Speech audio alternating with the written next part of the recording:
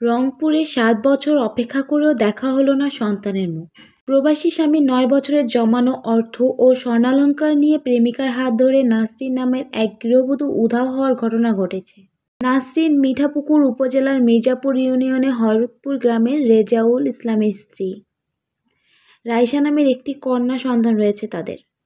এ ব্যাপারে রেজাউলের মা রূপালী বেগম বাদী হয়ে মিঠাপুকুর থানায় একটি অভিযোগ দায়ের করেন। অভিযোগ সূত্রে জানা গেছে, গত ১০ বছর পূর্বে রেজাউল বিয়ে করেন পার্শ্ববর্তী ইউনিয়নের হযরতপুর গ্রামের জায়দুল হকের মেয়ে নাসরিনকে।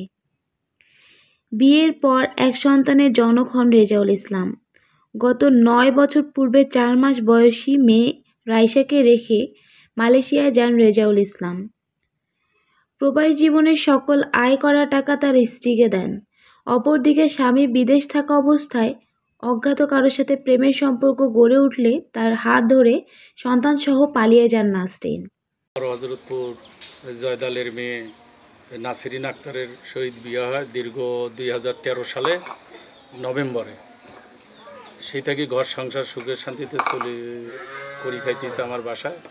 কী করবে, আমার ছেলে বিদেশ যাওয়ার পরে ওখান থেকে টাকা পয়সা নাসরিনের কাছে মোবাইলে লেনদেন করার পরে এরা মেয়ে বাচ্চা এখানে দেশে থাকাতে হয়েছে।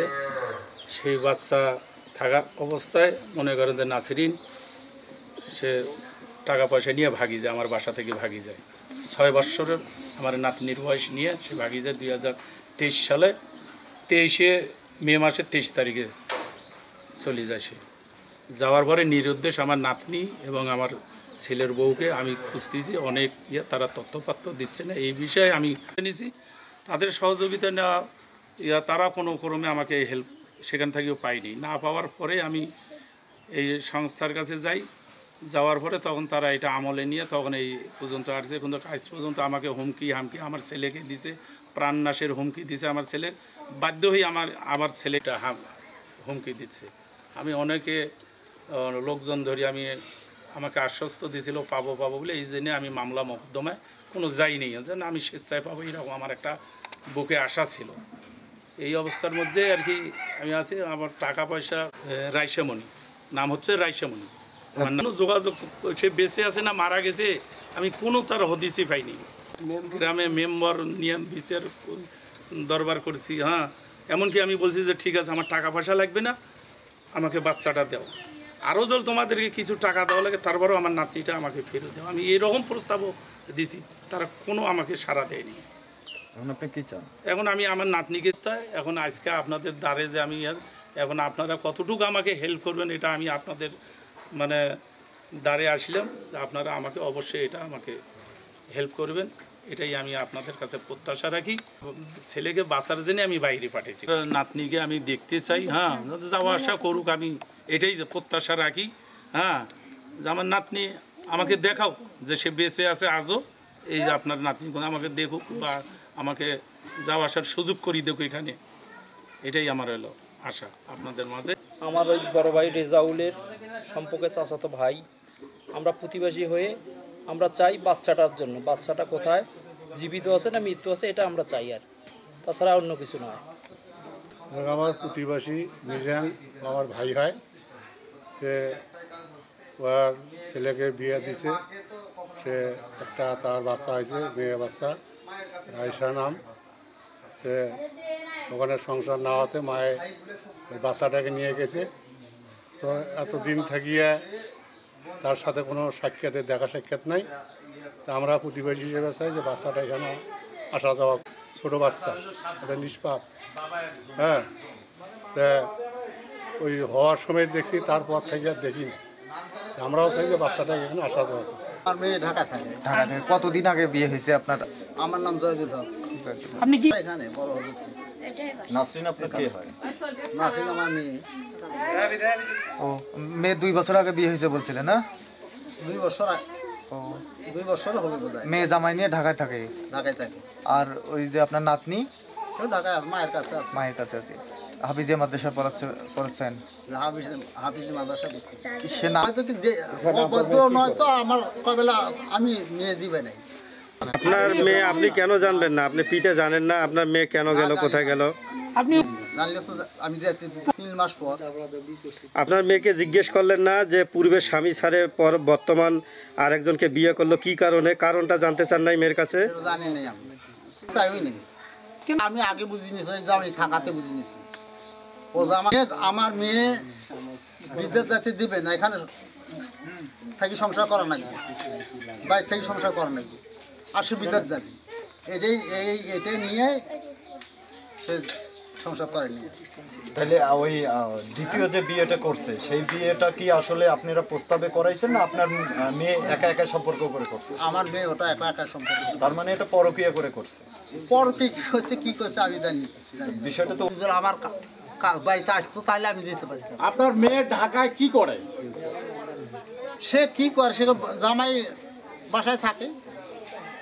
আপনার এই জামাই কি চাকরি করে? জি চাকরি করে। কিসে চাকরি করি? কিসে চাকরি করে উনি? ওটাই টোবা কোম্পানি। আকিস টোবাকো কোম্পানি। ঢাকা কোথায় থাকে ওনারা? ঢাকা খাবারে থাকে বললাম তো নাসির বাসা তার ওই শেখ সাহেব দেশে জঙ্গিপাড়া। আচ্ছা, তার কি আগের বউ ছিল না না আপনার জামাইয়ের?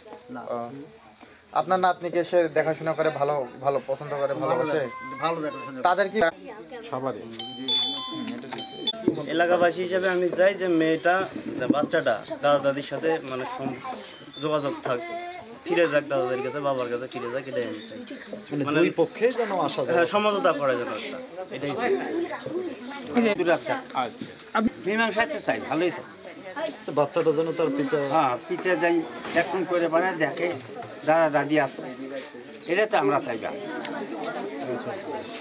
দেখুন বিষয়টা আমি ওতপ্রোতভাবে জড়িত নই, তবে পরে জানি যে ও ছেলেকে ডিভোর্স দিয়ে আর অন্য ছেলেকে বিয়ে করছিল।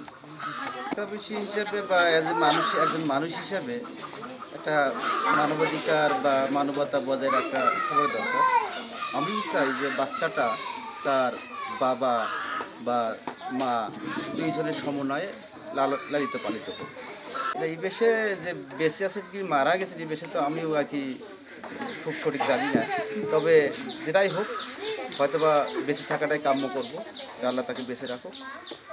সবারই উচিত হবে বাচ্চাটা ওই তার বাবার সাথে কথা বলে দেওয়া বা সাক্ষাৎ করা। আমি চাইছি মানে সন্তানটা ওরা ফেরত দেবে, আর সন্তানের দাদা এবং বাবা যদি ওরা মনে করে ওখানে 10 দিন থাক, আমার এখানে 10 দিন থাক, আমরা ভরণ পোষণ দেবো, আমার মতে এটাই উত্তম। ধন্যবাদ। আমরা সবার কাছ থেকে শুনি যে মেয়েটা আজ নাই কাল নাই, ওরা আমাদেরকে কাছে যোগাযোগ করে যে মেয়েটা দেখেন, আসলে আমাদের সাথে যোগাযোগ করে দেন। আমরা কিভাবে দেব? এখানে তো আসেই না, এখানে আসেই না। তারপরেও মেয়েটা যখন নাসরিন যখন এখান থেকে চলে গেছে, এখানে মেম্বার সহকারে অনেক মানুষ এখানে পড়ছিল, টাকা পয়সা লেনদেনের আলাপ করছিল। 4 লাখ টাকা এনারা দিতে চাইছিল, বাচ্চাটাকেও দিতে চাইছিল। পরে বাচ্চাটাকেও আর কেনা দিল না, টাকা পয়সা লেনদেন হলো না, কি যে হলো, পরে আর কোনো যোগাযোগ ওখানে থাক, মার কাছেও থাকুক বাবার কাছেও থাকুক, যোগাযোগ সবাই সবার সাথে আমরা এটাই চাই। না, আমরা জানতে পারলাম যে ওই মেয়েটা যখন ওই প্রথম স্বামীর কাছ থেকে এরকম আপনারা শুনছিলেন কি? টাকা পয়সা নিয়ে গেছি এটা জানি না, টাকা পয়সা মনে হয় এখানে আছে না কোথায় আছে জানি না। টাকা পয়সা দিছে অবশ্যই, এখন টাকা পয়সা নিয়ে ব্যাংকে থুইছে না জমি নিছে তা আমরা সঠিকভাবে জানি না। আপনি বললেন যে 4 লাখ 4.5 লাখ টাকা এখানে যে সালিশ করছিল, সালিশের মধ্যে ওনার বাবা বলছিল যে হ্যাঁ 4 লাখ টাকা আমি দেবো। মানে কি জন্য টাকা দিতে চাইছে? ওই যে ছেলে বিদেশ টাকাতে এখানে টাকা পয়সা দিছে, মেয়ে লেখাপড়া করার জন্য দিছে, হয়তো জমি জমা বন্ধক নিয়েছিল সেগুলো বিষয় সেই পারপাসে 4 লাখ এখানে ছিল। রেজাউলের টাকা পয়সা লেনদেনের হিসাব পাতি ওরা মুখোমুখি করছে।